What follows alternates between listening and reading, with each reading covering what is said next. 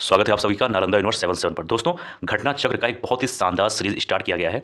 यह series UP PCS RO exam के लिए है। यह सीरीज दोस्तों यूपी पीएससी के द्वारा जो भी एग्जाम कराए जाते हैं उन सभी एग्जामों के लिए है। खास तौर पर यह सीरीज यूपी पीसीएस और आरओ के लिए है। दोस्तों, यह वीडियो आप आरओ के लिए साथ ही साथ यूपी पीसीएस के लिए देख सकते हैं। ये बहुत ही शानदार सीरीज है। जय हिंद, जय भारत। जय हिंद दोस्तों, कैसे हैं आप सब। आज हम बात करने वाले हैं एंशिएंट हिस्ट्री के बारे में और आज का हमारा टॉपिक है बौद्ध धर्म के बारे में। और इससे पहले एंशिएंट हिस्ट्री यानी प्राचीन इतिहास के बारे में कई सारे वीडियो को अपलोड कर दिया गया है। आप हमारे यूट्यूब चैनल पर जाकर वहाँ से देख सकते हैं। आज का जो टॉपिक है बहुत इंपॉर्टेंट है। ये यूपी पीसीएस के लिए आरओ के लिए इंपॉर्टेंट भी है और फिलहाल कोई भी एग्जाम दे रहे हैं जहाँ पर एंशिएंट हिस्ट्री से संबंधित सवाल आते हैं उनके लिए भी इंपॉर्टेंट है। यूपीएससी के लिए भी आप इसको देख सकते हैं। आज का सवाल नंबर 1 है। इसमें कहा जा रहा है कि बुद्ध के जीवन की किस घटना को महाविनिष्क्रमण के रूप में जाना जाता है। बहुत ही शानदार सवाल है, बहुत इंपॉर्टेंट सवाल है। ये सवाल अक्सर आपको कहीं ना कहीं पीसीएस और यूपीएससी जैसे बड़े एग्जाम में देखने को मिल जाएगा। ये काफ़ी इंपॉर्टेंट सवाल है, ध्यान देना। इस सवाल की अगर उत्तर की बात करें तो उसका सही उत्तर हो जाएगा ऑप्शन नंबर सी, यानी कि उनका गृह त्याग। जब उन्होंने अपना गृह त्याग किया उसको हम लोग महाविनिष्क्रमण के नाम से जानते हैं। ठीक है, अब उसके बारे में थोड़ा सा हम लोग विस्तार से बात करते हैं बौद्ध जी के बारे में। गौतम बुद्ध जी का जन्म कपिलवस्तु के निकट लुम्बिनी में 563 ईसा पूर्व में हुआ था और 29 वर्ष की अवस्था में उन्होंने अपना गृह त्याग कर दिया था। इनके पिता का नाम था सुद्धोधन और इनकी माता का नाम था माया देवी कोल्ले। बात करेंगे प्रश्न नंबर 2 के बारे में। इसमें कहा गया है निम्नलिखित में से किस राजवंश के अभिलेख से इस परंपरा का समर्थन होता है कि लुम्बिनी शाक्यमुनि बुद्ध का जन्म स्थान था। बहुत ही अच्छा सवाल है। अगर इसके उत्तर की बात करें तो उसका सही उत्तर हो जाएगा ऑप्शन नंबर ए, यानी कि मौर्य वंशीय शासक अशोक के रूमिनदेई अभिलेख से सूचना मिलती है कि शाक्यमुनि बुद्ध का जन्म लुम्बिनी में हुआ था। मैं यहाँ पर लिख दे रहा हूँ रूमिनदेई।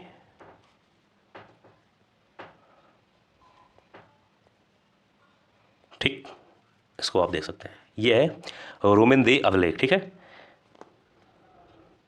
तो मौर्य वंशीय शासक अशोक के, ये अशोक का अभिलेख है रूमिनदेई, जहाँ से ये मालूम होता है। अब बात करें प्रश्न नंबर 3 के बारे में। इसमें कहा गया है महात्मा बुद्ध का महापरिनिर्वाण कहाँ हुआ। अब एक चीज़ ध्यान देना, ऐसे सवाल काफ़ी ज़्यादा इंपॉर्टेंट होते हैं। सवाल नंबर 1 जो अभी हम लोगों ने बात किया और सवाल नंबर 3, ऐसे सवाल बहुत ज़्यादा इंपॉर्टेंट होते हैं, तो इसलिए इस सब सवालों पर ध्यान देना। उत्तर की बात करें तो इसका सही उत्तर हो जाएगा ऑप्शन नंबर सी, यानी कि कुशीनगर में। यहाँ पर ऑप्शन सी यहाँ होना चाहिए था, बी यहाँ होना चाहिए था, कोई बात नहीं। पीडीएफ बनाते वक्त ऑप्शन थोड़ा ऊपर नीचे हो गया है, लेकिन जो लिखा हुआ है यहाँ पर सब सही है, बस सिर्फ ऑप्शन ऊपर नीचे हुआ है। तो इसके उत्तर की बात करें तो इसका सही उत्तर हो जाएगा ऑप्शन नंबर सी, यानी कि कुशीनगर में। ठीक, बात करते हैं प्रश्न नंबर 4 के बारे में। इसमें कहा गया निम्नलिखित वक्तव्यों पर विचार करें और नीचे दिए गए कूट से सही उत्तर चुनें। अब सही उत्तर क्या चुनना है, आइए देखते हैं। सबसे पहला यहाँ पर पॉइंट नंबर ए है, एक मिनट जाइए, यहाँ पर है पॉइंट नंबर ए। इसमें कहा गया है कि कुशीनगर मल गणराज्य की राजधानी थी। और पॉइंट नंबर आर में है, यानी कि कारण है, महात्मा बुद्ध का महापरिनिर्वाण कुशीनगर में हुआ था। अब ये 2 पॉइंट को हम लोगों ने पढ़ा। अब आइए उत्तर की बात करते हैं कि आखिर उत्तर है क्या। उत्तर की बात करें तो इस सवाल का सही उत्तर हो जाएगा ऑप्शन नंबर बी, यानी कि दोनों ए और आर सही है, परंतु आर जो है ए की सही व्याख्या नहीं करता है। अगर हम लोग इस पॉइंट को ध्यान से देखें तो जो पॉइंट नंबर ए है, एक मिनट, ये भी सही है और आर भी सही है, लेकिन जो आर पॉइंट है ये ए के बारे में सही व्याख्या नहीं करता है, तो ये चीज़ आपको मालूम होना चाहिए। अब इसके बारे में थोड़ा सा हम लोग विस्तार से बात कर लें, एक मिनट जाइए। अब इसमें विस्तार से बात हम लोग ये करेंगे, ध्यान सुनना। बौद्ध ग्रंथ अगुंतर निकाय में वर्णित 16 महाजनपदों में से मल एक महाजनपद था। यह एक संघ राज था जिसमें पावा तथा कुशीनारा मल गणराज्य की जुड़वा राजधानी थी। ठीक है, तो इसके बारे में आपको इतना कुछ मालूम होना चाहिए, जो कि काफ़ी इंपॉर्टेंट सवाल था। बात करें प्रश्न नंबर 5 के बारे में, तो उसमें कहा गया है कि महापरिनिर्वाण मंदिर अवस्थित है। कहाँ अवस्थित है, इस सवाल का सही उत्तर हो जाएगा ऑप्शन नंबर ए, यानी कि कुशीनगर में। और महापरिनिर्वाण मंदिर जो है विश्व में बौद्ध धर्म के सबसे पवित्र मंदिरों में से एक माना जाता है, ये भी आपको मालूम होना चाहिए। और प्रश्न नंबर 6 है, ये भी काफ़ी इंपॉर्टेंट सा है। इसमें ये कहा गया है गौतम बुद्ध द्वारा अपने धर्म में दीक्षित किया जाने वाला अंतिम व्यक्ति निम्नलिखित में से कौन सा था। ये इंपॉर्टेंस है, ये सवाल पे ध्यान देना, ये इस बार पूछा जा सकता है। ये सवाल यूपीपीसीएस 2013 में आया है और आरओ 2016 में आया है, तो ये काफ़ी इंपॉर्टेंट है। इस बार ये सवाल पूछे जाने की संभावना ज़्यादा से ज़्यादा है। तो प्रश्न नंबर 6 की बात करें तो इसका सही उत्तर हो जाएगा ऑप्शन नंबर डी, यानी कि सुभद्र। ठीक है, इसको मैं इस तरीके से भी लिख सकता हूँ।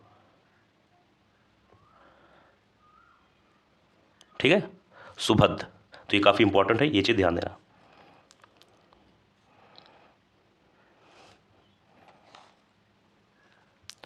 अब बात करेंगे प्रश्न नंबर 7 के बारे में।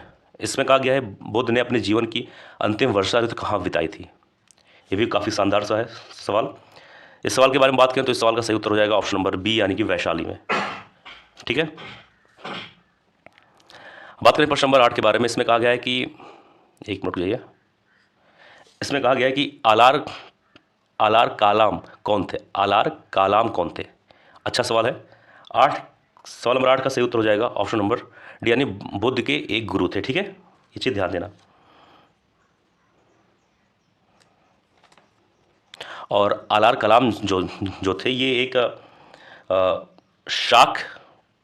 सांख्य दर्शन के आचार्य थे तथा अपनी साधना शक्ति के लिए ये बहुत ही ज़्यादा विख्यात थे उस समय।